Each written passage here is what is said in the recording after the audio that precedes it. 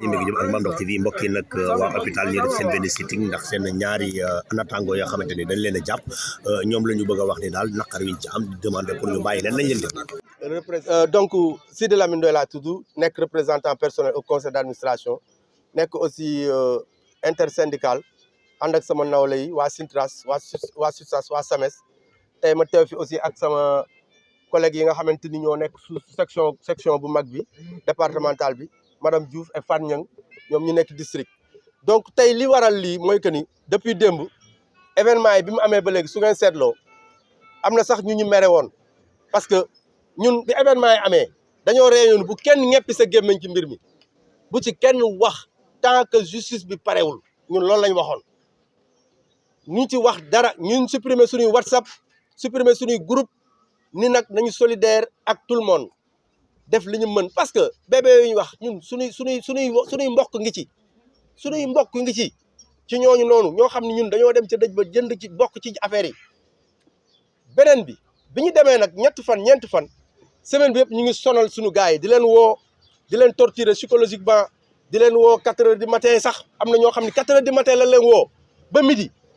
am na ñoo xam ne dañuy toog ba yàgg rek ñu woo la nga génn ñu woowaat la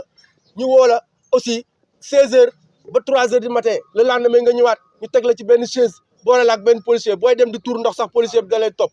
di leen menacer di def ay affaire seen psychologie xam nga loolu ñun dañ ne garaawul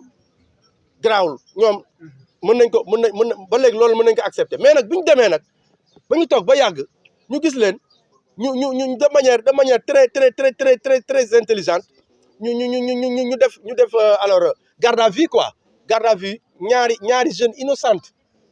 une pauvre sage-femme une pauvre aide-infirmier et le directeur des ressources humaines ñu def leen garde à vue bi alors bi ñu leen defee garde à vue nag ñu xam ne ñii da leen a bëgg a alors yóbbu Thiès déférer leen ci procureur moo tax nag ñun nag alors il est temps nag ñu jug wax moo tax actuellement ñuy wax li ñuy wax mooy que on est avec nos collègues yi nga xam ne dañ leen a téye pour ñun arbitrairement parce que tout simplement ci chaîne bi ñoo ci gën a néew doole hôpital Abdou Aziz Dabakh de Tivaouane sëñ Abdou Aziz Al Amin da cee wax de 2014 ba keroog mu fiy jugee 2018 yéen ñëpp teew ngeen fii vidéo bi mi ngi circulé le khalife général nee na hôpital Tivaouane dafa malade mais hôpital bu malade 2018 ba 2022 bu ñu ko fajul xanaa dugg na coma hôpital boobu nag tey la nit ñi di ñëw naan way lii way laa mais hôpital bi dinañ xool responsabilité hôpital bi kan mooy tabax hôpital Sénégal kan moo war a defal hôpital Sénégal Tivaouane dafa mérité am hôpital comme yeneen dëkk yi nga xam ne dañoo am hôpital yu moderne yu bees tàq dañ koo mérité loolu la ñu wax dañoo mérité am hôpital comme dëkk yi am hôpital ci Sénégal Tivaouane doyoom ci Sénégal rek doy nañu tabaxal ko hôpital